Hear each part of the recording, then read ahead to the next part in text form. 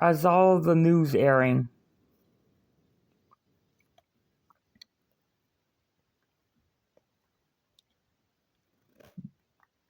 As was all the news airing of Susie Ammel's death, Lisa Miller turned in her bartender situation and knows Susie Ammel was dead.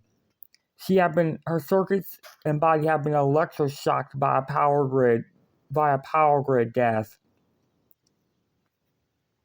Court Stanley exits the bathroom and notices the news report. It responds, "Holy fuck." A few blocks away, George Breyer was at the laundromat. He had just pulled some clothes out of the dryer, straightens them up and puts them in his bag, zips up the bag and exits the laundromat. Sidney Tracy meets him outside the laundromat, at which they both hug each other before exiting and parting ways to different directions. Thomas Parker, who just found out about Susie Ammel's death, cried in his apartment room. Thomas Parker had just seen Susie Ammel moments before she died, and he was able to do nothing about it. Parker Hollis sits next to Thomas and manly hugs him from the side. Thomas continues crying within Parker Hollis' arms.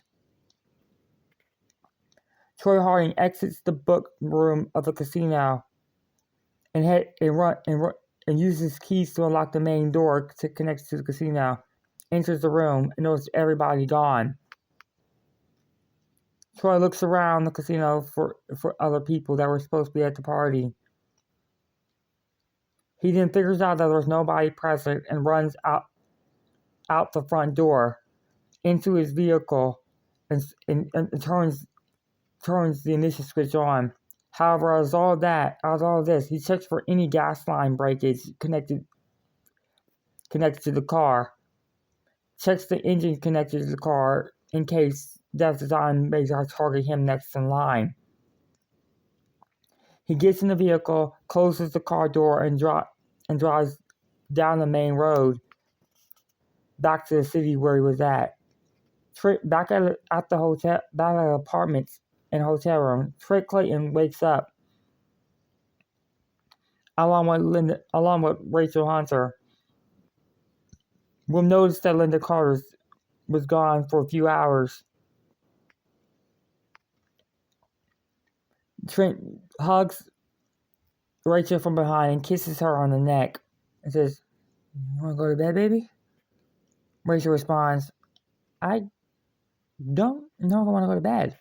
I mean, this doesn't feel right." Trent kisses her on the lips again and looks at the mirror. Technically, the neck is where he kisses her from the first place. And looks at the mirror with Rachel looking at the mirror too. "You know I can protect you, right, baby?" Rachel sucks on her lips and puckers them back out, and turns and looks in her position, looks directly at Trent Clayton. Sits onto the counter in front of the mirror. Rachel looks directly at Trent, and Trent looks at Rachel.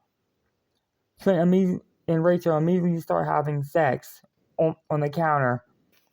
Trent kisses Rachel as he strips her shirt off. Trent, who is already shirtless, allows Rachel to unbuckle his button and zipper down low. His pants fall to the floor, and Trent and Rachel immediately kiss one another back and forth. Rachel Hunter and Trent Clayton immediately start kissing, and as they continue their sexual activity, a small crack in the mirror from behind unnoticeably cracks within the mirror.